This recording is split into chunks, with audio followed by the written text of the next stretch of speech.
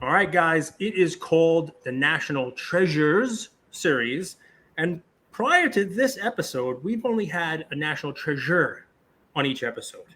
But in this one, the National Treasures series, it earns its name because I have two independent national treasures here. They both kind of work for the same company. When I was setting this up, I was very jealous to send the emails to prepare this to collectors.com, a bougie email address, if I do say so myself, where I'm cagelawyer@gmail. But without further ado, we have Chris and Kristina from Cardladder, the brains behind the operation, the ones that do the tech stuff of Cardladder. They let Josh, I don't know what he does. He's just like the social media, maybe. He makes the friends. But I got Chris and Kristina here. Welcome. You guys truly are national treasures, and I'm happy to have you both. How about that intro? Thank you very much, Cage. None of it was true, but I appreciate it nonetheless. Well, listen, I got to see you guys at National. We had a blast. It really is amazing. It's 120,000 people there. But you do wind up running into the same folks over and over again. I think that's on purpose. You know, they're the people you feel comfortable with. They're the people that are in your circle. They're the people that, you know, are a happy face.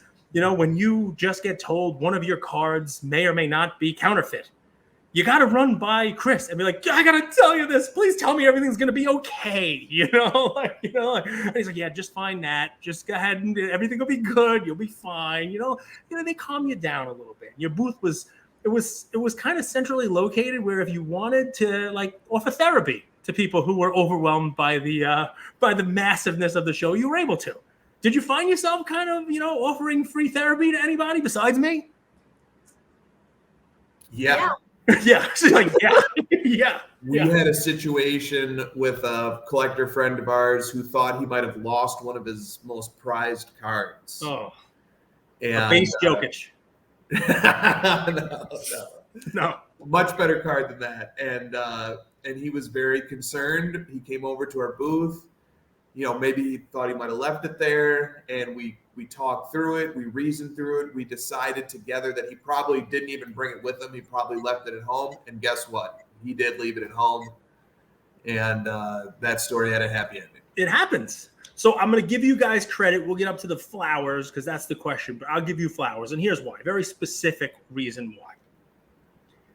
You had a chance and you didn't take it. And you're better people than me. At one point during the show, Drake's PC was up on stage. Mm-hmm. All right. And they took questions. They did. And, you know, you had a chance. Did it cross your mind at all to ask Drake's PC a question? And a little payback. A little crossover payback. No, yeah, Kristina's yes, across your mind. Well, for sure. I actually was talking about it with Courtney and Manny, and we were watching it happen and unfold. And they were chatting about what they should ask, and I was like, well, if you go sit in the audience, you should ask him, how would one get a collector to let go of their card for a reasonable price? And they thought it was really funny because they've seen the crossover once, and if you've seen the crossover once, you've heard that question asked at least once. And I don't think it actually happened, but there was a moment when I was like, this would be nice to have it thrown in his court again. I have to tell you, I don't think he has an answer. That would have been the funniest part. I mean, like, I don't have an answer. This is why I ask you guys the question every week. You're the experts. I'm just Drake. I think it would have been great. Well, you know, and Drake did land one of those cards that he was trying to procure that he finally got it at the National. So, I mean, there's a lot of stories of that, right? I mean, that's what the National is for. I mean, you know, we talk about, you know, people getting together, but cards find new owners at the National. And a lot of it is legwork, right? A lot of it is legwork, but, you know, beforehand. You know, I talked to a couple of people already, and, you know, I remember trying to walk around the show myself, not looking for anything specific and just wandering. And that's what happens, I guess, if you don't have a goal. And I left the show. I ran into Jake Roy, you know, 90s b-ball cards, right?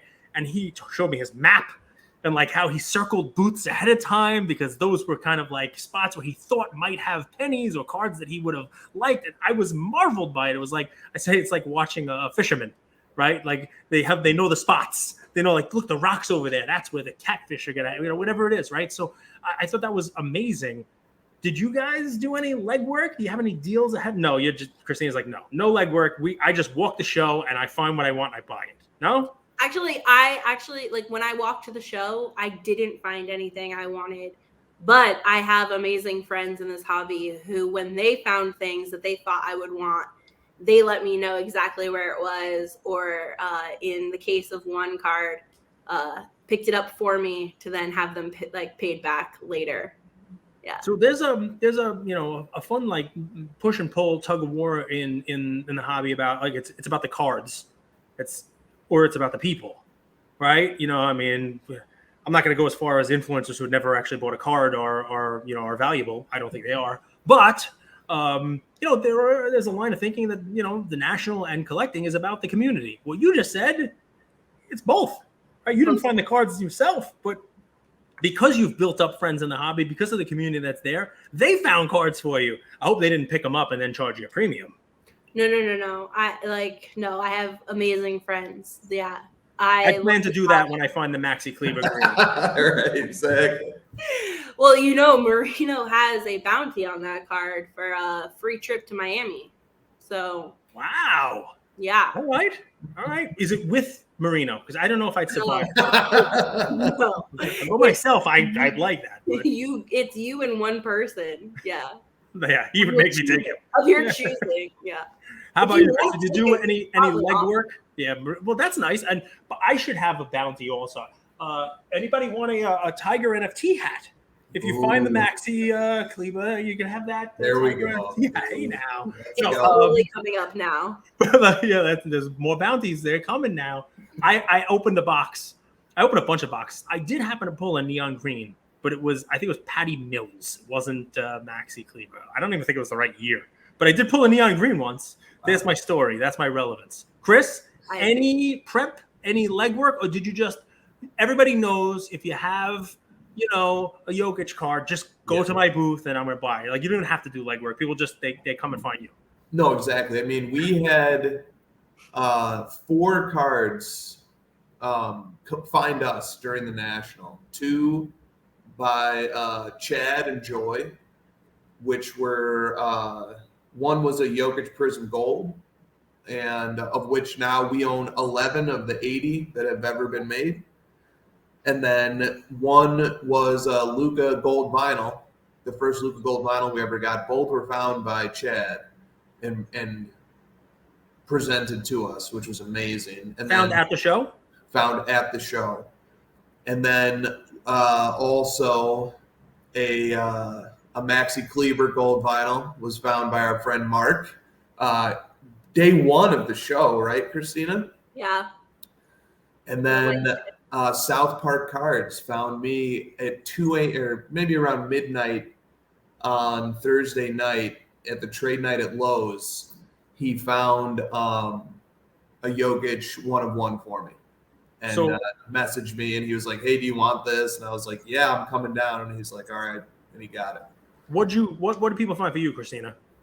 The Maxi Kleber Gold Vinyl Auto.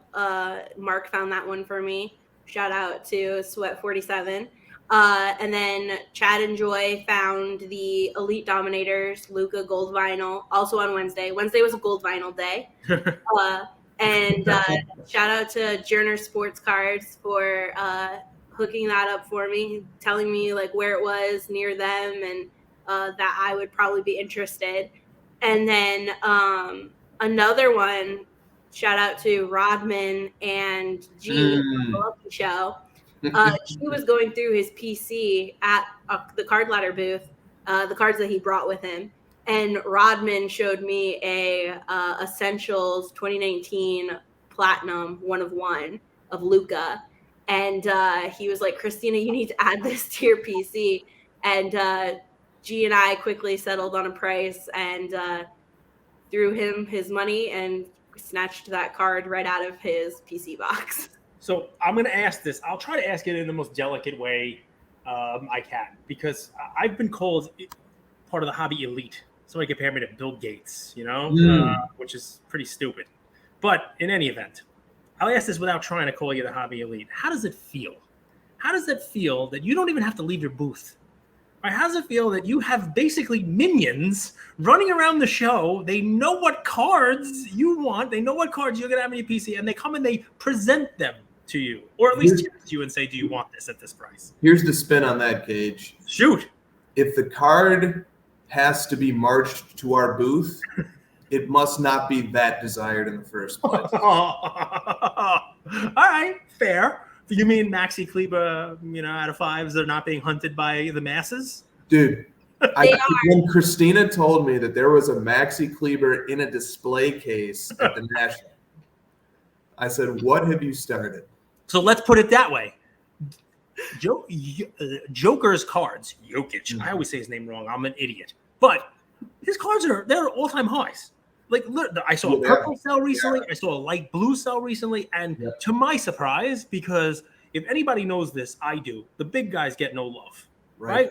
Not in real life, not in the hobby, nowhere. Big guys he's a big guy, and he's getting some love. Are you going to take credit for this? Oh, no. Well, also, what a cruel punishment that the basketball gods have played on us, that the two best players are Giannis and Jokic, and they both have a soft G and a soft J, whereas we want to call them Giannis and Giannis. Right. And then I'm just calling him Jokic. And then Jokic is even worse because his nickname is Joker. So, but so it rhymes. I get a lot of heat, by the way. I say Jokic, and boom, that there will be a comment that says, "How do you not know his name?" And I'm like, all right, I was about to say Joker, and then I said the itch at the end. You're lucky I'm not calling him Jokic, because that would be easy. You probably have it one. No, you're right, man. Big men don't get a lot of love, and the hill, the mountain that Jokic still has to scale to get to the level of Shaquille O'Neal, who had 4 titles, or to get to the level of a Tim Duncan who has 5, or to get to the level of a Bill Russell or a Wilt Chamberlain. There's still such a mountain to scale for him. So, when you put it in that perspective, and you look at the players who are still, who play his position, who are ahead of him and where their status in the hobby is, it's just not realistic to ever think that he's going to be the hobby darling, because he's not. I had somebody send me a DM. About him, I told people you'd be on. I had somebody send me a DM, and they wanted me to ask a question of you, Chris. And then my next question is for you, Kristina. But they said that you don't really like the Joker. You're not really a fan of the Joker. You've become a fan and obviously a huge collector. But Jordan's got too expensive for you, and you didn't want to change your name. So you were House of Jordans, and you became House of Jokic. And that was the whole start. And is this person right? Is this a conspiracy theory that we have to give some credence to, or no? That's a very clever question asker there. Very clever. All right. So the real question, because clearly that's not the case, but it would be a good story if you want to go around. By the way, you know how I fell in love with Jokic? It's because my name is already HOJ, and I already have a nice House of Jordan. So I figured, let me start a House of Jokic. And I don't have to change my name at all. It works. It plays. It does work. It works. So I ask everybody the same questions on this stuff. Flowers. I give you guys flowers for being the psychiatrist of the hobby and, allowing people to kind of bounce their problems off you and not telling them to get the hell out of your face. But I'm sure in your interactions, you kind of gave out little flowers right there with shout outs to who helped you, find your cards. But anybody you saw doing things the right way, anybody who made the National easier for you guys, anybody who you want to give compliments to, Kristina, you can go. And then Chris, I want to, I'm sure you guys both have different folks who helped out. Yeah, for sure. There are so many, but I would love to give my bouquet flowers. Whole bouquet, I like the whole bouquet, all of them go to Nick, Stiff Arm Wax, our content creator, creative director, producer extraordinaire, who he created awesome content for the National that focused on cool cards and the collectors who own them. And I thought that was really great content, and that's like my favorite content, and I loved every episode. Love Stiff, and he's smiley. But he's becoming more like, like it's like, hey, how you doing? He's like, he's part of the hobby. Makes really good content too. Does very good video content. I try to sneak in every now and again. Like, hey, give me All right, Chris, flowers. You can't give him the stiff. You can't cheat. I will not. I will give my bouquet to Josh. Ooh. Because Josh suffered through not being able to make the national because of a last-second thing that came up. And that is a torture of a variety I wouldn't wish on anybody who loves cards as much as he does. But he suffered through it. He still engaged with people. He was working on Cardladder the whole time and helping provide tech support the whole time when we were gone. And he was sharing and encouraging people to say, hey, what did you pick up at the national? Let me see. Let me share it to my story. Like, he was still so involved, even from a distance. And he was so missed. And there were so many people who would ask, where is he? And I know that was killing him so much to not be there. And but he still was present. And he got almost a better view, a bird's eye view of the national that none of us who were there got, because we can only live our experience, but we can see through our own two eyes and where our 2 feet can take us. But he was consuming all the content and seeing everything that was going on from a 30,000 foot view. So he was actually filling me in on stuff that was happening. I can only imagine how many people asked where he was, because I get asked where my partner was, and people actually want to see Josh. So I can only imagine like how many times you guys were asked. I'm going to give flowers to Josh too, because when we were booking this episode, he was very understanding. I mean, he wanted to be on, but I said, it's for content creators that actually collect cards, not just people who make content and don't collect. So he was understanding that he just didn't meet the criteria. Christina's like, he's gonna hate you. I'm not laughing at that because I'm not getting in trouble when he watches this. Josh, when you watch this, you make sure that I love his posts. Like when he posts and it's just words, it's like, oh, hey now, it's gonna be good. It's a sign of affection when Cage gives you a poke. Listen, I love Josh. I have gotten a lot of good advice from Josh in DMs. He saved me a lot of money in the last couple of years. He gives very good advice. Cage just invited Josh onto the show as well. So I think that's what just happened. 100. You can come on also. I can't call you a national treasure because you weren't at national, but you still are a national treasure. I mean, you can have your own show after the national treasures are done. I may end this series with as many people who have reached out trying to be on. I may end this in October. People are going to be like, why is he still talking about the national? It was in July, but it is what it is. I got a lot of episodes to record. So good for Josh getting flowers. No flowers for the women of the hobby. If I give you like an extra flower, you want to give out flowers for women of the hobby? I think they did a good job at the show. No, not allowed. Chris, I'm not talking to you. I'm not talking to you, Chris. Oh. No, I'm talking to you, Kristina. Okay. I mean, yeah, I wanted to just, focus on the content that I was consuming, but like I said, there are so many people to give flowers to. And my girls of the hobby know that I adore and appreciate them. But yeah. Yep. Perfect. All right. So I just got a little smackdown there. I want to focus on the content that I was consuming. Don't ask me about women in the hobby. I am just a hobbyist. I'm not don't put me in a box. Noted. I apologize. We've had this conversation before, Cage. But we have. Yes, but listen, I've had a lot of good guests on. And I got to tell you, the women in the hobby, they need a better table. They need a better location. They need a better involvement in a trade night. I can't do this. I have no involvement in it. But I think if we start talking about that kind of stuff and people hear it, it's probably a good thing. People were asking me, where's their table? And they were doing great stuff for kids, great giveaways, pack openings. Like, they were doing good stuff. But it doesn't get noticed if people don't talk about it, if they don't get a little more front and center. And that's kind of why I bring it up, not to, be a, poke or a pain in your butt, but because I know you're involved in it and, you are a spokesperson for it, whether you want to admit it or not, you are. And, you can kind of carry that banner. People actually listen to what you say.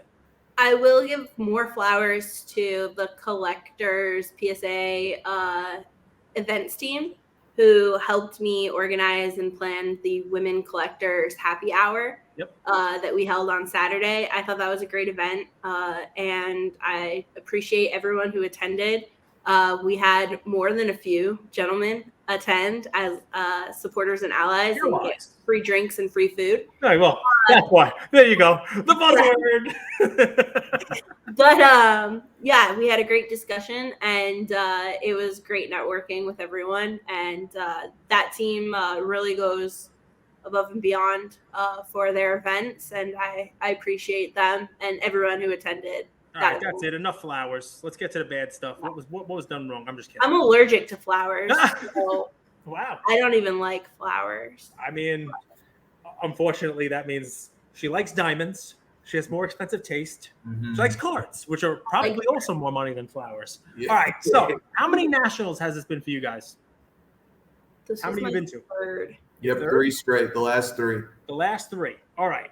Compare and contrast for me.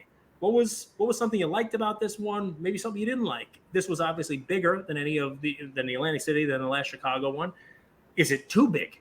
Was the setup a problem? Obviously, air conditioning and Wi-Fi are low-hanging fruit. You can feel free to pick those up if you like, but just kind of give me a maybe something you liked, something you didn't like, and something maybe you'd change going into Cleveland, something you'd like to see going forward into future nationals. Either one, take it, run, go whatever you like.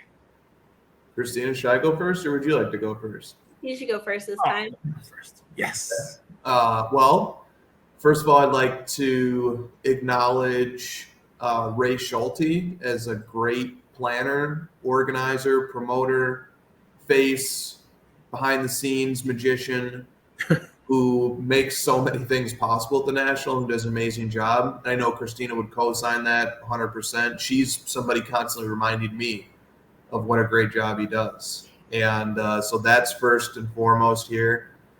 And see, I'm buttering this up so that I can follow up. Drop it down. That's it. You're lifting it up so the gravity impacts the drop even better. Yes. I like it. All right. No, not for that purpose. Just to balance it. But there are some things that I do think are glaring that have sort of become in sharp focus after this national. And one of them is that there is this outpouring of demand for the trade night experience. As much as we love walking up to dealer booths and doing things that way, and we do, there's organization, there's something very nice about that.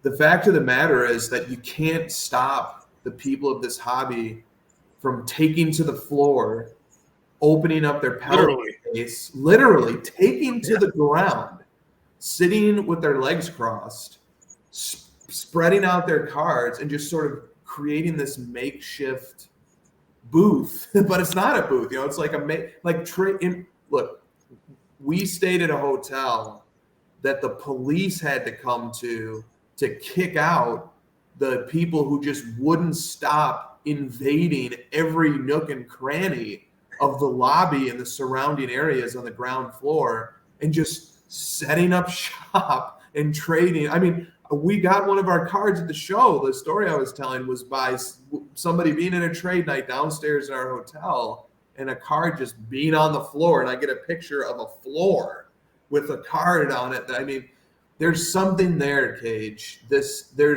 Why do people come to the National? All right. And I'm going to be painfully honest about this. It ain't to see the corporate booths, and it ain't to see the Cardladder booth. We are a corporate booth. It ain't to see. I mean, we love when people come over and see us, and I don't doubt that they are coming to talk to us and connect to us. But the reason why people come to the National is to buy, sell, and trade sports cards. It's a giant marketplace. And nothing comes close to the invigoration that you get when you make that sale. And now all of a sudden you've got $500 in your pocket, and now you're looking around at the other makeshift booths or the real dealer booths and trying to make a deal and buy a card. Or maybe you walk over to Dave and Adam's booth and you buy a box and you open it with a group of friends, and you got your penny sleeves and your top loaders and stuff.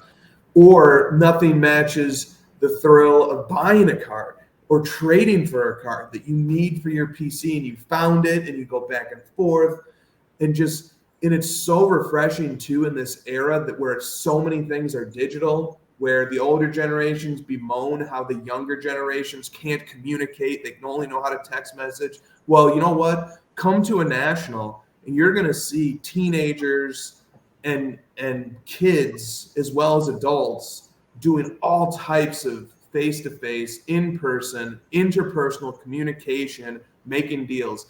That's the heart and soul of the national. And I would just love if the emphasis was in the center of gravity of that show became the marketplace that is the allure and the magnetism that brings us to the national.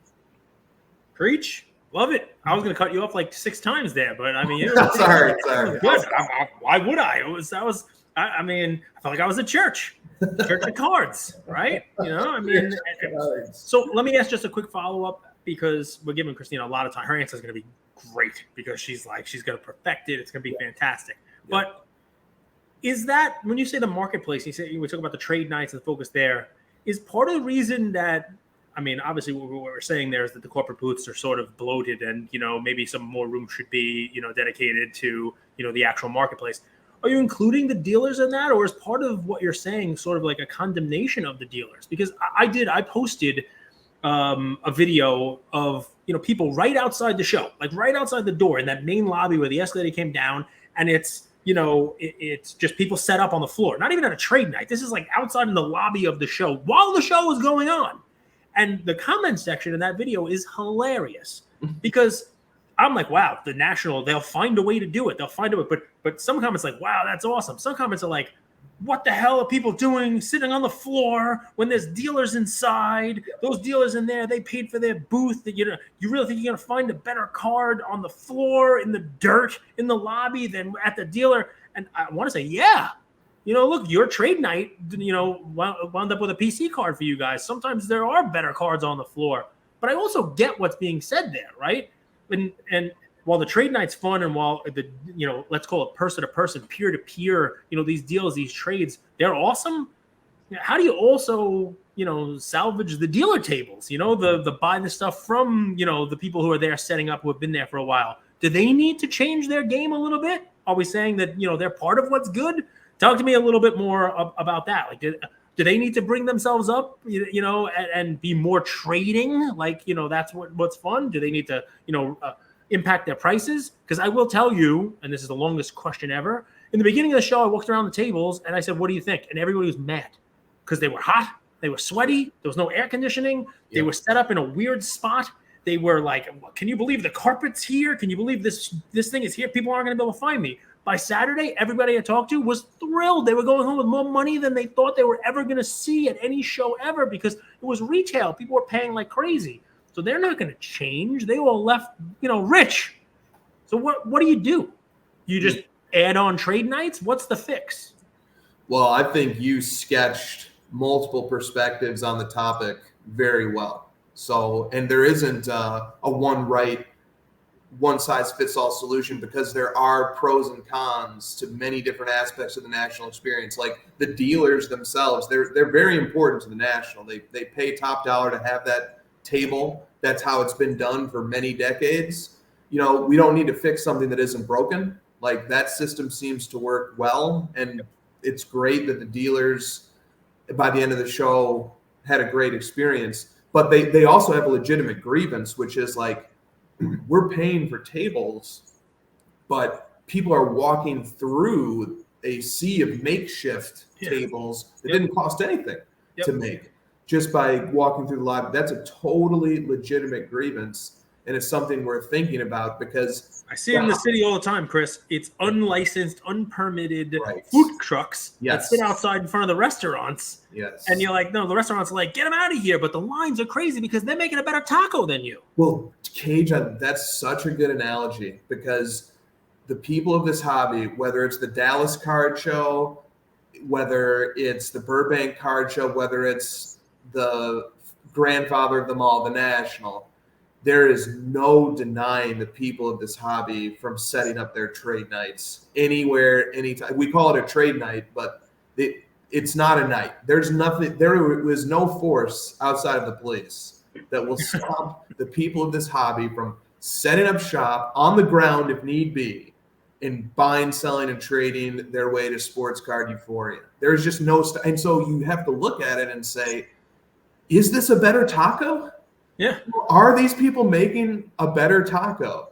What is it? Why, but that's the energy of the hobby. You know what would be a really interesting showcase?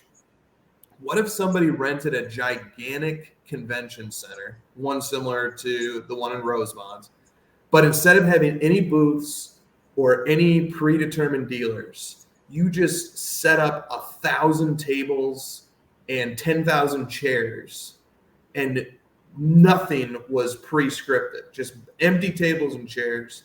And then show opens at 10 a.m. Come on in, take a seat anywhere you want, first come, first served, and just see what happens. It's sort of like what happens at the trade night. People are online 2 hours ahead of time to get a good table.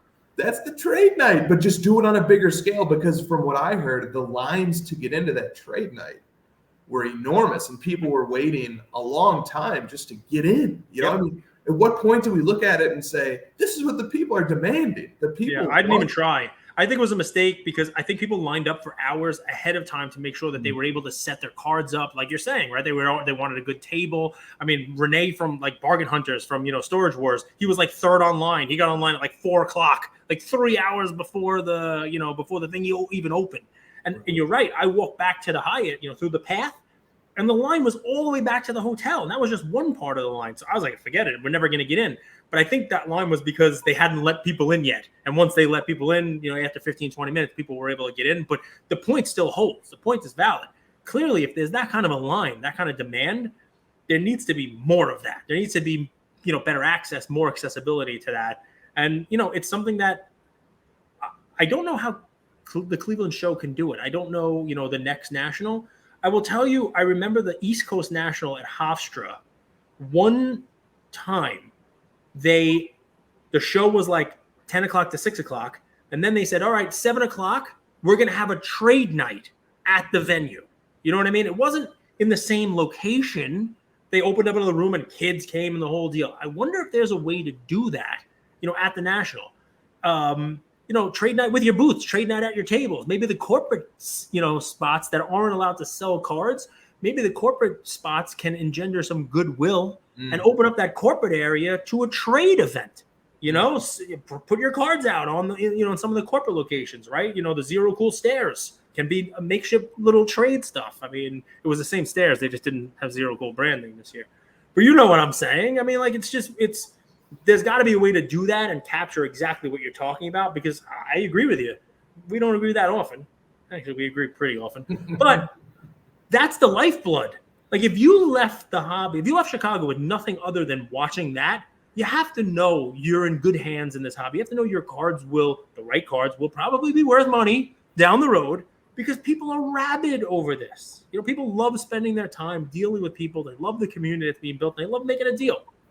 So I love it. Guys, if you're listening, I know you are, Joe, Jimmy, guys who do in Cleveland, let's figure out a way to incorporate more trading and more trade nights. Kristina. Well said. We gave you enough time. I mean, like that's it. I just ditto. Yeah, yes, ditto. You covered everything, and I wouldn't be able to say it better, so I'm just going to pass. Pass.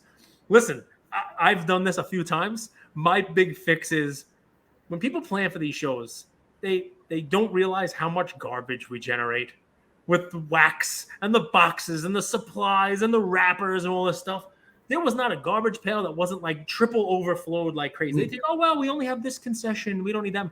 Can we get a few more garbage pails? Because we're a mess. We are kind of gross, I mean, that would be my ask. It's low-hanging fruit, right? Just whatever garbage pail amount you think you need, double it for us. Because we're messy. We're garbage creators. It's what happens. I mean, personally, I filled 3 garbage pails with like early 90s wax baseball packs that I would just base. Oh, I got a good one. I'll put that to the side. So that was my easy one. Little, we need more garbage pails. So I love that. Better food would be awesome too. I heard Cleveland's going to have some other food options and that kind of stuff. But Did you try the convention center sushi? No. Did you try the convention center fudge? No. Yeah. I don't eat at the convention center. Probably smart. It's probably why you went home not sick. Although Chris has been sick for the national. I've gotten sick every national. Was it sushi? Is that what it is? No. It was not convention center sushi. But your options are, there's a Starbucks in that convention center, and the line to that Starbucks rivals the line into trade night. You have to wait. People are willing to wait hours just to get Starbucks at the convention center. Ooh, I have more flowers to give out. There we go. Let's go. Shout out to George and HB who would stand in the Starbucks line while I worked the booth so that I could have coffee in the morning. Those are some true godsend friends right there. Shout out George and HB. Yeah. Listen, I'm going to give you guys flowers because I'm not an easy interview. And you never know what I'm going to say. And you still agreed to come on. And that's because you guys are national treasures. Thank you both. I appreciate it. Kristina, you got something else? Well, I was just going to say, to be fair, Cage, you didn't ask me. Chris told me we were going to be on. So next time, maybe. This is like a date. I could read. You're right. I did not ask you directly. But when I asked Chris, I did ask whether or not you would be willing to come on. You're right. I should have asked you. Again, I thought we got past the slap. The women in the hobby, I dared bring them up again and got smacked down about it. But next time, I'm only inviting Josh. Goodbye. There you go. That's good.